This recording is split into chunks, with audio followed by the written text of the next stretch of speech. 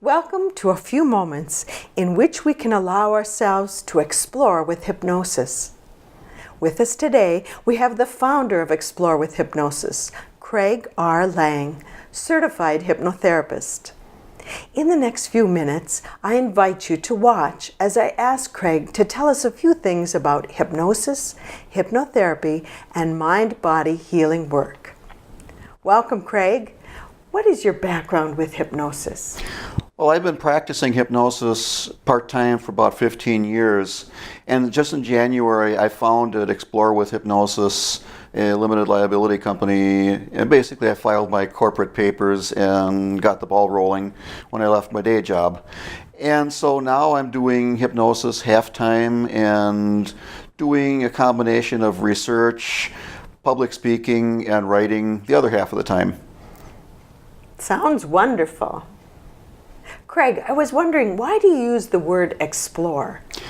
I like to have people move out of the old paradigm of problems and issues and pain into a new realm of healing, light, and moving beyond the boundary of their current problems into a new healing space. So it's since I'm a space junkie all my life, I think moving into a healing space is exploring. So I like to have people move beyond the old and into the new. Fascinating. So what really is hypnosis? Hypnosis is just the combination of a focused attention span, or focused attention, and willful suspension of disbelief. When you read a good novel, you're being hypnotized. When you daydream, you're being hypnotized. When you lose track of time, you're being hypnotized. Have you ever been in a time when you just were working in the garden or working on videos and you just lost track of time? Has it been 4 hours already? Yes. Then that's hypnosis. Okay. Anytime you've ever been caught by a good novel or captured by a good novel or a good movie, you've been hypnotized. Oh, that's fascinating. So Craig, what is the difference between hypnosis and hypnotherapy? Well, hypnosis is the process within the mind that allows you to go into the subconscious, and it provides us an excellent opportunity and avenue for healing work deep within the mind. Hypnotherapy is using that capability to go in and heal whatever issues might be present in the subconscious. And who can be hypnotized and who cannot? Well, basically anybody can be hypnotized. It's any time you've ever gotten lost in a good book, you've been hypnotized. Anytime you've ever daydreamed, you've been hypnotized. And there's very, very few people in the world that haven't done that. The question is what you can do with it once you're in hypnosis. And for some people, it's easier than others. Hypnosis is a skill like any other skill. It's learned, or some people are very, very good at it, like musical talent or mathematical ability or athletic skill. Some people are very good at it, some people are less good. So I found frequently that as people do hypnotherapy or hypnosis or hypnotherapy, they get better at it with each session. So Craig, how can we use hypnosis? Well, hypnosis is a tool like any other tool. A healer can use it for any particular purposes. Some types of hypnosis are used for uncovering past events and healing them. Other types of hypnosis are used for handling internal conflicts within the mind. Other types of hypnosis are like suggestion work, for example, where I give you a hypnotic suggestion to maybe have less fear or have some kind of a better feeling inside. So there's a lot of different things that you can use hypnosis for. So what is the difference between hypnotherapy and stage hypnosis? Well, stage hypnosis is mostly purely for entertainment. It allows in a stage show, some people in the audience who are the most suggestible, the best hypnotic subjects, will be up on stage and allowing their inner selves to play. And it's purely play. Whereas hypnotherapy You're using hypnosis to go into the subconscious and conduct healing work on some things that where the client really needs healing. Is hypnosis safe? Yes, hypnosis is completely safe. There's never been a case where someone couldn't come out of hypnosis. There's never any case that I know of where the hypnotist has convinced someone to do something against their will. There's never been a case where any damage has been done to the subconscious mind by hypnosis. So I found that concerns about that tend to be very unfounded, tend to be based on there's some poorly written literature in the past that has caused people a lot of fear and concern. So I've found that once you get past those myths, you can find you realize hypnosis really is not dangerous in the least. Here's an interesting question. Is hypnosis okay for Christians and Muslims? Yeah, actually it is. I'm a deacon. I'm a Christian and a deacon of the church myself. I've heard some people claim that no, it's not because it's magic. And hypnosis isn't magic at all. Hypnosis is strictly a property of the mind. You are in hypnosis once every approximately 90 minutes, and all through your waking time, all through your waking day, and nothing happens to you then. Anytime you have a creative insight or you get involved in what you're doing, you're in hypnosis, and that's not dangerous at all. So there's nothing magical about hypnosis. There's nothing in the Bible, and I don't believe there's anything in the Quran that would indicate that hypnosis per se is non-recommended. While the Bible, there are prohibitions against magic in the Bible, hypnosis is not magic. It's a natural part of the human consciousness cycle. So in that sense, there's no prohibition whatsoever against it. Craig, I'm wondering, I think some people are afraid they can be controlled or even corrupted by hypnosis. What's your take on that? No, it's not possible. Hypnosis is a normal everyday state. You enter when you daydream, or when you're reading a good book, or when you're deeply captured by something you enjoy doing. Like, for example, reading a religious book or the Bible, or you're in deep prayer. That's a form of hypnosis in itself. So nothing can really corrupt you because each person has their own God-given discernment, and hypnosis does nothing to interfere with that. Oh, that's good to know. Who can benefit from hypnosis and hypnotherapy? Basically anybody. Anyone who has an issue which involves the subconscious mind, and pretty much any mind-body healing will involve deep subconscious work. Many illnesses tend to be very stress-driven or tend to have a stress-driven component. Anytime you have a stress-driven or a fear-driven component, hypnosis can help you to resolve part of that, at least part of that illness.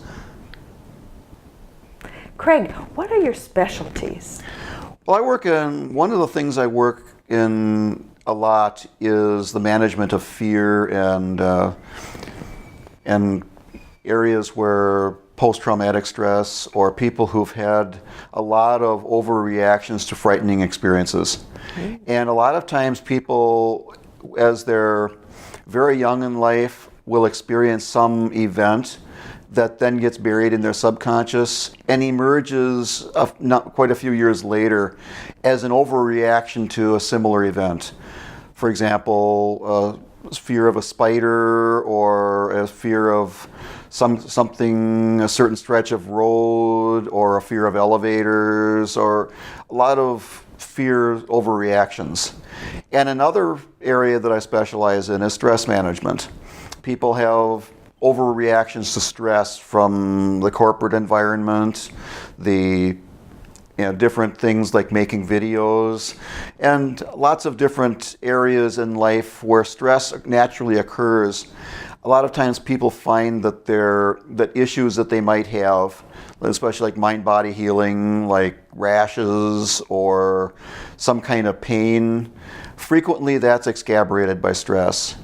And the third area that I'm involved in a lot is lot of metaphysical and spiritual topics where people feel lost in life.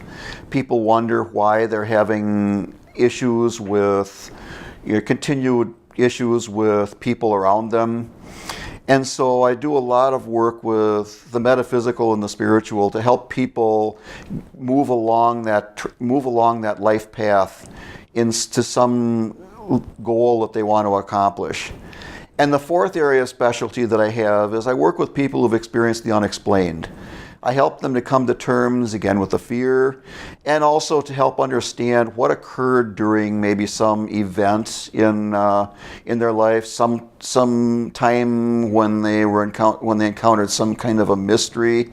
Maybe they had some missing time as they were driving home from grandma's or when they were a little kid or something like that. So I help people explore these mysteries in their lives. At the same time, I help people come to terms with the fear that may be associated with it. Craig, can you tell me about fear and stress reduction? Well, basically, fear is a very useful thing in our lives. It keeps us from doing stupid things, stepping out into traffic.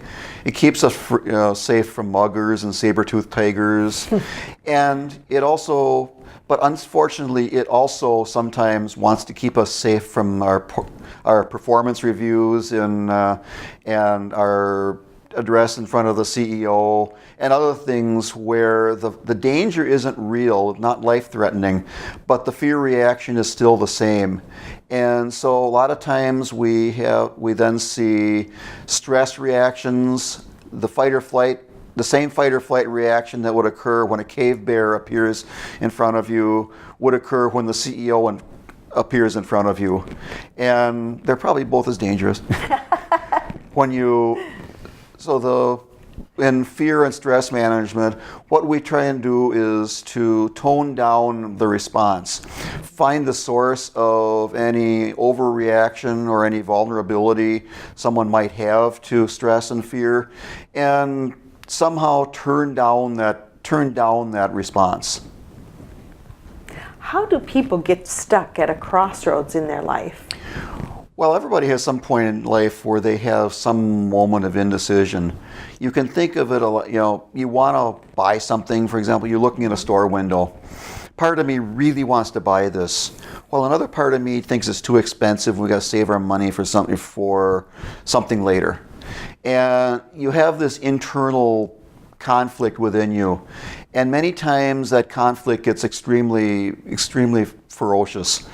A lot of times people are in a job they don't like, and yet they don't feel they can leave because their son or their kids are in college, or they have to feed their family, or jobs are hard to come by. So people feel stuck in their jobs. People feel stuck in some crossroads in life, in a relationship that's painful, and yet they don't feel they can leave.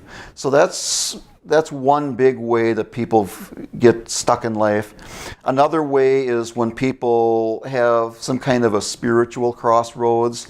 They feel their relationship with God is stuck in some way. They feel like they don't believe what they're supposed to believe. There's a lot of different areas where people can achieve clarity in their life, and one way you can do that is through hypnosis and hypnotherapy. And how can you help someone that's stuck at a crossroads in their life? Well, a lot of the times when people get stuck at a crossroads, there's what's called a parts block, or put in simpler terms, it's an internal conflict. Part of you wants to do something. The other part of you wants to do something else, and frequently they're in conflict. So what I've found is that in hypnosis, you can talk to individual parts of a personality, and effectively you can make a deal between them. And so by working out a deal, a lot of times we can break that deadlock. We can break that deadlock and allow a person to move forward. Craig, can you tell me about your work with the unexplained? A Well, I've been interested in the unexplained all of my life. I've been involved in exploring and understanding things unexplained ever since I was a little kid. And when I got done with graduate school, I got involved with Mutual UFO Network and started investigating sighting reports. And when I started working with someone who had had a extremely frightening experience, I found that one of the things that I needed to do was to study hypnosis. And one of the things that we did was I studied how to deal with fear, how to deal with amnesia, and and missing time. And I found that it was very helpful. One of the first cases I worked on after I got certified in 1998 was to go back to this particular case, and the woman had some extreme fear response to her experiences. So we went back and did the parts therapy that we were talking about a few moments ago. Plus we did regression work, and today she's doing just great. And so I found that as one of the things I found then is that healing work is extremely rewarding, and I found I am a pretty decent healer. So over the last 15 years then, I've steadily ramped up and become a better hypnotist day by day. And now in January, I found that when my day job retired me, I found that it was time to I decided it was time to go into my own business. And so here I am. How long does the average session last? Usually it's a couple of hours. About an hour and a half of trance work, typically, and then beforehand and afterwards we'll have some, initial pre-talk and debrief. So about 2 hours total. Craig, how many sessions does it typically take? That depends on the issue. Sometimes it can be done in one session. For example, immediate fear management. For an example, there was a woman in an airport one time that cornered me, and she was on the verge of a panic attack. She was terrified to get on the airplane. So when I did some very quick hypnosis work with her and managed to get it so she and her husband could walk onto the airplane just fine. So other times it's much more detailed work, much more extensive work. That'll take a lot more sessions than just one. So a lot of times it can take 3, 5, or even more sessions, depending on what the situation is. So we usually determine that in the first consult session, what needs to be done, how many sessions it's probably going to take, and what we're going to need to do during that time. How can someone contact you for hypnosis work? You can contact me through my website, Explore with Hypnosis, or www.craigrlang.com. And you can also contact me at my email. It's craig@craigrlang.com. And you can actually book a session directly online by going to the Book a Session tab on craigrlang.com. And then you can call me by phone at 763-257-7334, and we'll talk further about whatever your concerns are, and and then if it seems right to you, we'll set up an initial consult session at that time. Craig, do you have any last comments for our viewers? Yeah, I'd just like to invite anyone who is interested to contact me further, and we could talk about hypnosis. Anybody who has some potential healing needs that involve mind-body healing, I invite them to contact me, and we can talk about that further too.